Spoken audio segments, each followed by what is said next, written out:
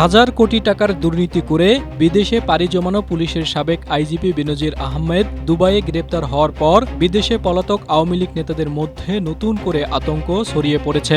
বিশেষ করে দুর্নীতি, অর্থ পাচার ও হত্যা মামলার আসামি এবং ইন্টারপোলের রেড নোটিশের প্রক্রিয়ায় থাকা নেতারা এখন চরম নিরাপত্তাহীনতায় ভুগছেন। এমন পরিস্থিতিতে এসব নেতারা বর্তমান আশ্রয়স্থল ছেড়ে আরও নিরাপদ আশ্রয়ের সন্ধান করছেন। ১৯৮৮ সালে পুলিশে যোগ দেয় বেনজির আহমেদ ২০২০ সালের ১৫ এপ্রিল থেকে ২০২২ সালের ৩০ সেপ্টেম্বর পর্যন্ত আইজিপি পদে ছিলেন। এর আগে ঢাকা মহানগর পুলিশ ডিএমপির কমিশনার এবং র্যাবের মহাপরিচালকের দায়িত্ব পালন করেন।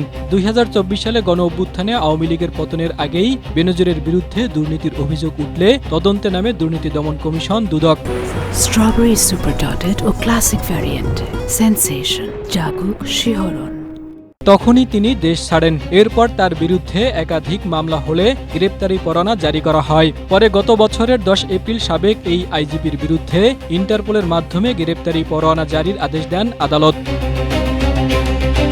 এরপর গত ১২ জুন শুক্রবার দুবাই পুলিশ বেনজিরকে গ্রেপ্তার করে বাংলাদেশ সরকারের সংশ্লিষ্ট শাখাকে জানায়। পরবর্তীতে রোববার জাতীয় সংসদ অধিবেশনে স্বরাষ্ট্রমন্ত্রী সালাউদ্দিন আহমদ বেনজিরের গ্রেপ্তারের বিষয়টি নিশ্চিত করেন।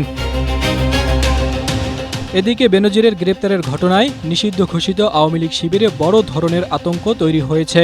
গত ১৫.৫ বছরের খুন, হত্যা, নির্যাতনে অভিযুক্ত দলটির নেতাকর্মীরা গ্রেপ্তার সহ বিচারের মুখোমুখি হওয়া এড়াতে শেখ হাসিনার পতনের পর বৈধ অবৈধ পথে বিদেশে পালিয়ে গিয়ে নিজেদের আপাতত নিরাপদ ভাবতে শুরু করলেও বেনজিরকে গ্রেপ্তারের পর তাদের ঘুম হারাম হয়ে গেছে। বিশেষ করে মধ্যপ্রাচ্যের দেশগুলোতে অবস্থান করা নেতাকর্মীরা উৎকণ্ঠায় পড়েছে। বিভিন্ন দেশে আত্মগোপনে থাকা আওয়ামী লীগের মধ্যম সারির কয়েকজন নেতা এমন তথ্য জানিয়েছেন। দৈনিক আমার দেশে প্রকাশিত এক প্রতিবেদনে এসব তথ্য উঠে এসেছে। জাহিদুল ইসলাম, এশিয়া পোস্ট।